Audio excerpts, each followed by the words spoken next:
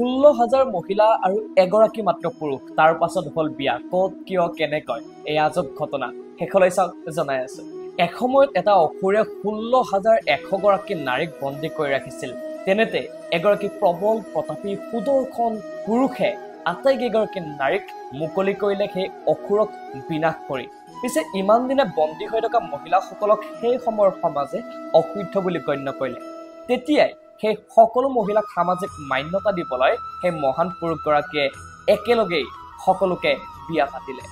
এইদৰে সকলোকে সন্মান আৰু সমাজত স্থান দিবলৈ সক্ষম হৈছিল এয়া আছিল ৰেসপেক্ট আৰু ডিগনিটিৰ সৰ্ববৃহৎ উদাহৰণ সেই মহান পুৰুষগৰাকীয়ে সেই সকল মহিলাক সোশিয়ালি এম্পাৱাৰ কৰিবলৈ নিজৰ জীৱন উৎসৰ্গা কৰিছিল আৰু আমি কেৱল মাত্ৰ এটা শাৰীতে কৈ থৈ দিওঁ যে শ্ৰীকৃষ্ণৰ 16,000 পত্নী কোনোবা এগৰাকী ল'ৰাই চেনি খাই ফুৰিলে অথবা কেইবাগৰাকী গাৰ্লফ্ৰেণ্ড থাকিলে আমি কলিযুগৰ শ্ৰীকৃষ্ণ বুলি কওঁ পিছে শ্ৰীকৃষ্ণৰ 16,000 পত্নীৰ আৰু মহত্ব ইমান নহয়